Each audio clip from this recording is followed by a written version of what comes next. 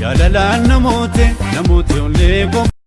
Hey, ashamaa harka jirtu bakka jiraatan baga viidiyoo har'aa wal deebine har'a wanti onlaayinii irraa bitee ture. Ani yeroo baay'ee meeshaa onlaayinii irraa bita. Asuma qarshii meeshaa onlaayinii irraa bitee qarshii fixinii seef godhadheedhaati na gorsa. Kana jechuudha onlaayinii irraa bitee. እና rifeensi keellee baay'ee gaarii miti maaliif akka jechuun nama rifeensa dheeraatu kanatti fayyadama garuu yeroo tokko sitti tokko sun barbaada rifeensi tokko see ilaaluu barbaada jechuudha maal akka ta'u sanaaf bitee yeroo baay'ee onlaayinii ijoollee Dubaay jirtan fakkeenyaaf wantoota tokko onlaayinii irraa bitaan baay'ee onlaayinii birriin keeyyoo dhumee jira yeroo baay'ee onlaayinii wantoota adda addaa onlaayinii irraa bitaa wanna irraa bita jechuudha akkuma fakkeenyaaf wantoota tokko onlaayinii irraa yoo binnu yeroo mana ga'u gaarii miti. Akka suuraatii miti garuu immoo Shein ka jedhamutu jira Shein kun beekamaadha baay'ee beekamaadha yaani Dubaay keessatti beekamaadha wantoota jechuun akkuma suuraa kana fakkeenyaaf uffata baay'een bitaa onlaayinii irraa akkuma suuraa irratti manatti yeroo fidanillee akkuma suuraa irratti argamu jechuudha kanaafiyyuu yeroo order gochuu barbaadan ijoolleen Dubaay jirtan yeroo onlaayinii irraa waa bituu barbaadan Shein irraa malee peejii Facebook irra deddeemu kanarraa waan bitina. Ani peejii Facebook irratti wantoota adda addaa poostii godhanii maal jedhan kun salphaadha dhugaa isin jedha akka suuraatii miti yeroo mana ga'u tasuma akka suuraatii miti jechuu barbaadeen jechuudha yeroo baay'ee waa baay'ee bitee kasaareera jechuudha kanaaf daayilood godhatanii pilaastoor keessatti Shein jettanii wanna gootanii search gootanii isinii dhufaa daayilood gootanii peejii isaanii wanna san keessa galtanii waan barbaadan order gootanii akkuma suuraatii yeroo baay'ee achirraa waa bitaa kino kuniyyuu jechuudha.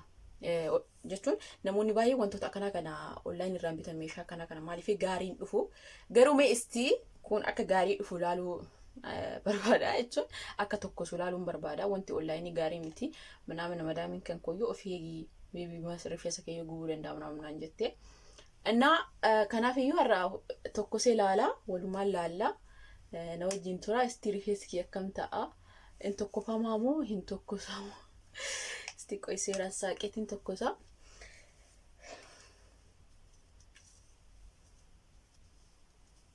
Dhugaa waaqa tokkosuu baannammoo lammata jechuudha lammata waan bitu. Garuu waa baay'een bitee uffata minaamin bareeda wanti bite hundayyuu uffata bite qoy isin agarsiisaati. Guyyaa biraa yookiin yoo isin koomentii jalatti uffata bittiin agarsiisinaan jettan isin agarsiisa har'a garuu rifeensuma qofa tokkosa akka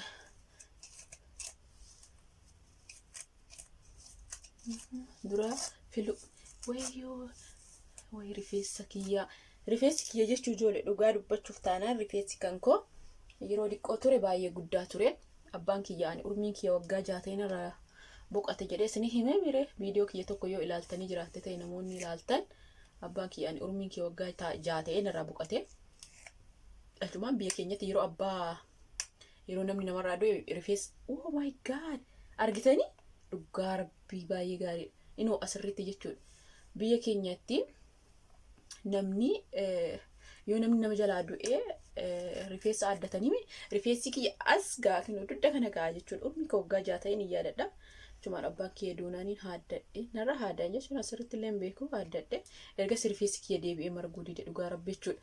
Malee duraan qallaaliin dheeratachuu barbaade diqqoo ta'e akkamitti tokkosuu iyyuu beeku jechuudha nama.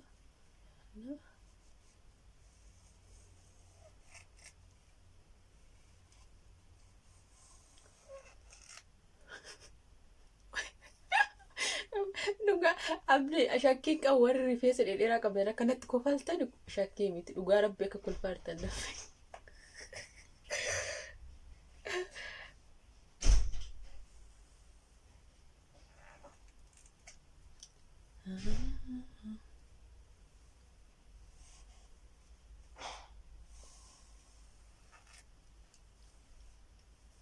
Homaan jiru suuta dheetiin tokkosaa.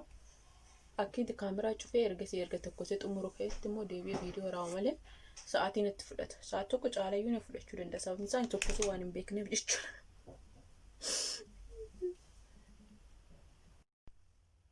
Innaa as gaheen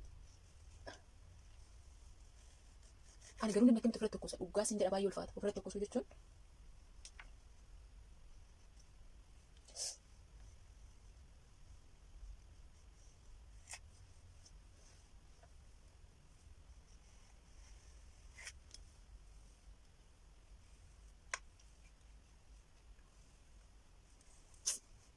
rifeensa gabaabaa. Kan rifeensi gabaabaa kan na rakkisee warri dheeraa kuma tokko qubsata. Intalli madaamii yeroo baay'ee kuma tokko rifeensi as gaha. Ammas baay'ee na hafaa walumatti.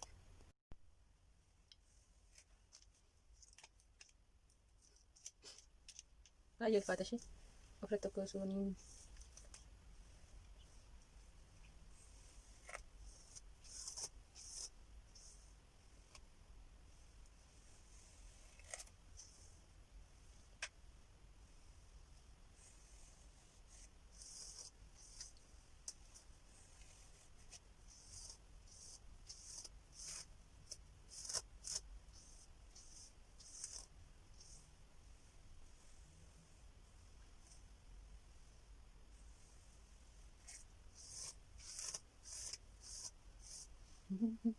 dhuma isaas ni agarsiisa.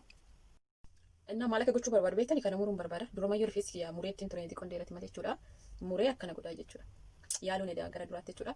Innaa isin agarsiisa. Umarra jechuudha akka itti muruu.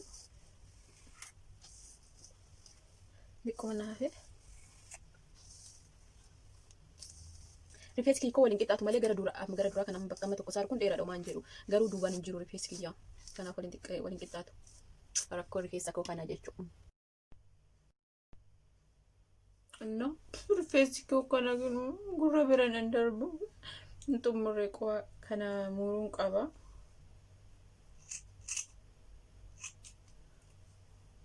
Oh my god. Baay'ee muri fakkaata. Homaa miti dheerata. Oh my god. Ani amanu rifeensi koo dhugaa rabbi yeroo goofaree godhe yookiin yeroo dhahadhu wayya. Oh my god, narraan bareedu rabbi. Oh my god. Akka kootitti ani istaayilii uumuu koodha. Natti nafne. Argitu rifeensi kee waliin qixxaatu duubaan hin jiru waan ta'eef sirroofne akka ani yaade naaf hin taane jechuudha. Waan hundaafiyyuu kuni gaariidha. Siiraan tokkos ne ani yeroo tokko qofan tokkos osoo irra deebisee immoo bareeda. Waan hundaafiyyuu kuni gaariidha. Qarshiin isaallee birrii wuddii miti. Birrii meeqaan online irraa kan hin bitu birrii meeqaan ture? Birrii 62 diraama 62 birrii Itoophiyaatti meeqa ta'a? 1,000 minaan jechuudha. Birrii Itoophiyaatti. Yaa ara 1,000 guutuu Itoophiyaatti qoy. Baay'isuu 11 godha. 60 baay'isuu 11. Garuu akkasuma akkan yaade naaf hin taane.